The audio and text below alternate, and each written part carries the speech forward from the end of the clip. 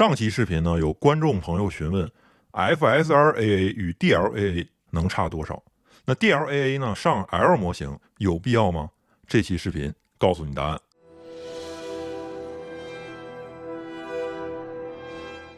經典的3相電線桿呢 ，DL-AA 的 K 模型呢，其實已經是非常不錯的表現了。它電線的完整度呢是比較高的，只有放大之後才是能看到一些鋸齒。而 L 模型的 DL-AA 呢，原本呢以為會有更強的表現，但其實呢基本沒有變化，反而是它的鋸齒與完整度呢有1%左右的下降。這恐怕呀跟 L 模型的特點有關，它是為低分辨率的超分設計的。這種原生分辨率 AA 呢，反而有時候容易出現過擬合的現象。而 FSR-AA 4.1.1 的表現呢，堪稱驚喜。無論是你是從哪個角度來說，都不遜色於 DL-AA， 甚至呢，我覺得在完整度上還有一個非常微弱的優勢，這是非常值得肯定的。FSR 呢，它在超分領域可能還有一些差距，但是單純的 AI 抗鋸齒呢，其實各家能發揮的空間是比較小了，很容易就能追趕上。瓦片的穩定性測試呢 ，DL-AA 的 K 模型是比较穩的，但是依然有飞鳥的鬼影出現。那 L 模型呢是徹底繃不住了，可能是太想證明自己了。本来挺好的瓦片呢，突然波动，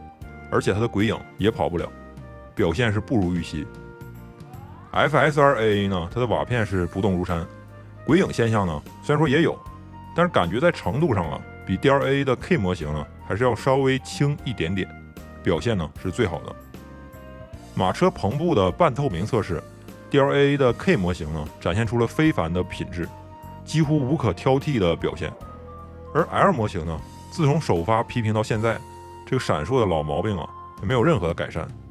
而且看樣子它這個東西跟分辨率是無關的，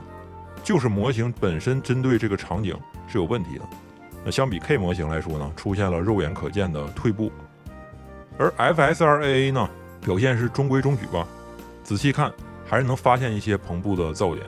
其實啊，它是不如 DL-AA K 模型乾淨的，不過它至少沒有出現 L 模型那樣的大紕漏。表現呢算合格吧。那 DL-AA K 模型的景深測試，我们看到火炬架還是有一些非常輕微的鋸齒閃爍。那 L 模型呢，這次終於是大發神威了，非常細膩的平滑了鋸齒，顯著的降低了閃爍，表現是要比 K 模型要好很多。而 FSR-AA 的表現呢，它只是比 DL-AA 的 K 模型強一點點，還是有非常明顯的鋸齒閃爍，基本上呢算是一個水平。因此本輪測試呢，它不如 L 模型優秀。那這輪毛髮的輝光測試呢 ，DL-AA 的 K 模型是正常發揮，相對較好的控制了輝光效果。那 L 模型呢，看起來是沒有太多的一個變化，表現基本上與 K 模型是差不多的，沒有看到肉眼可見的升級。那 FSR-AA 呢就不一樣了，肉眼可見的毛髮銳度提升，而且輝光效果控制也會更好一點，是3者中呢表現最優秀的。那我們再來看一組毛髮測試，這裡毛茸茸的耳朵呀 ，DL-AA K 模型的表現是非常好的，整個畫面完美呈現出那種毛绒玩具的那種質感。那 L 模型呢，屬於大翻車了呀，首發測試中的摩爾紋呢依舊存在，過擬合問題實在是太嚴重了。NV 下一代給重點的優化一下，聽到沒有 ？NV 上海呀，幫我寫一封郵件給真森，我不會英文，你知道嗎 ？FSR-AA 的表現呢，就跟 K 模型已經算是看齊了，一樣的出色。簡直是難分伯仲啊！所以說這輪測試呢 ，L 模型是墊底了，而臭名昭著的這個草地測試呢 ，K 模型的 DL-AA 其實表現之前是不錯的，但是如果你要是硬要挑刺兒的話，就是這個草地啊，它本來是隨風而動的，那這裡呢為了穩定，有點變成那種草坪了，而且它邊緣板磚上的那個陰影呢，雖然說還是保留了一部分，但是還是少了很多。那我們再來看一下 L 模型 ，L 模型最大的特點。就是它的草的那個分離度是高了很多，是那种一根是一根那種感覺，而且呢還會隨風輕微移動。不過這裡有一個大忌諱，地板磚上的陰影全被當成噪點給幹掉了，看起來是異常的乾淨。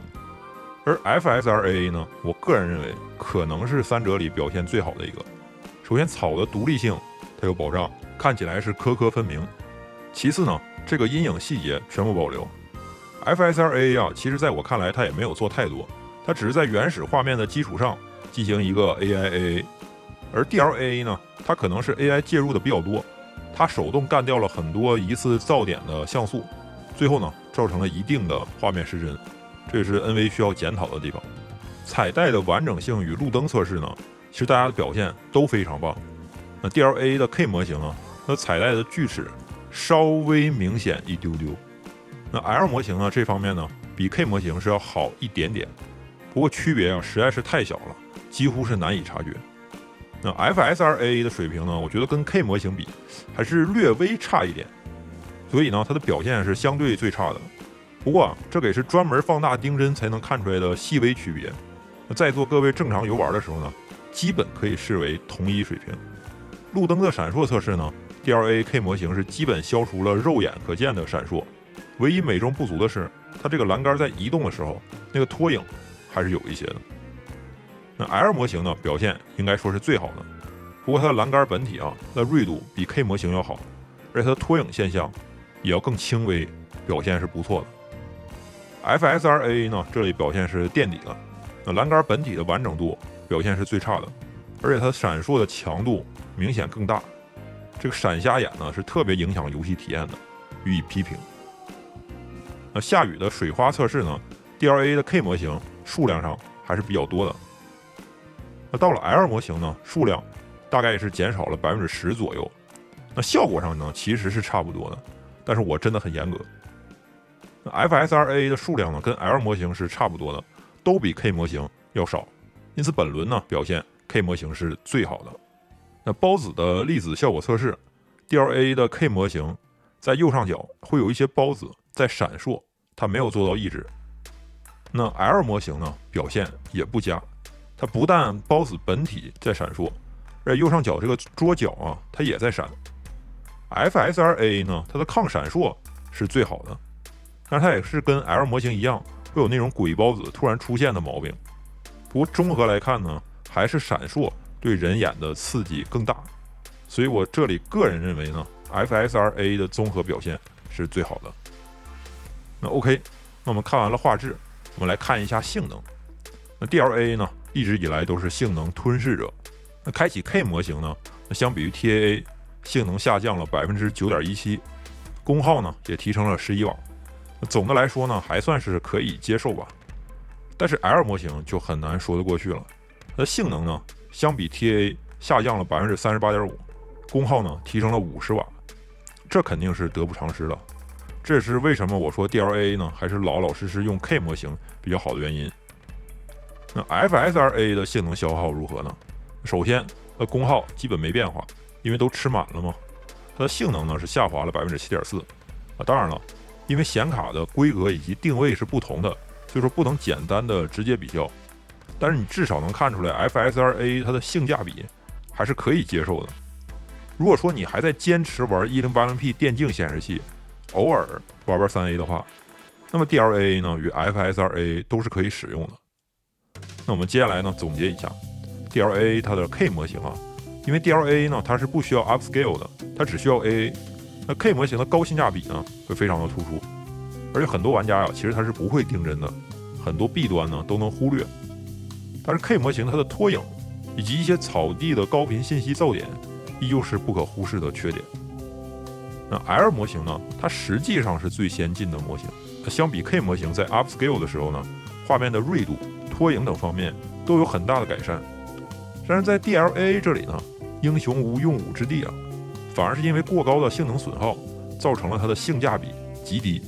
此外呢也觀察到之前幾個低檔位的毛病到了 DLA 依舊存在，模型本身的過擬合問題呢需要引起 NV 的重視，所以目前呢依舊還是推薦大家在性能檔位開啟 L 模型，這樣的話可以獲得一個相對較好的體驗。那最後呢也是今天的主角 FSRA 4.1.1， 這個 4.1.1 的超分效果其實是跟 4.1 是一樣的。那最後邊這個點1呢主要是強化了 R。 那我們看到 FSRA 呢它的表現可以說是縮小了差距吧。那 upscale 的話呢 NV 或許它的發揮空間是很大的，但如果是原分辨率的 AA 的話， FSRA 基本不需 DLA， 至少結合性能損耗來看，它算是一個可以接受的選項。所以說我非常推薦性能溢出的 1080P 玩家大膽的採用 DLA K 模型或者 FSR 4.1.1。那這些技術呢，可以規避掉很多超分的問題，獲得一個絕佳的遊戲體驗。那 AMD 呢，現在給 RDNA 3的老顯卡呢，提供了 Int8 版本的 FSR 4.1.1。我們下期視頻呢，將探討老的 FSR 3與新的 FSR 4，以及 LP8 與 Int8 FSR 4的區別，敬請期待。那麼如果你覺得這期視頻呢做的還是不錯的話呢，歡迎關注、點讚、3連支持一下偵探頻道，這對我幫助很大。那如果你還想大力的支持頻道發展的話呢，歡迎加入頻道的充電會員。我們每期視頻的無壓縮高清 4K 版本將會作為回禮送出，感謝已經所有充電的會員朋友，我們下期再見吧。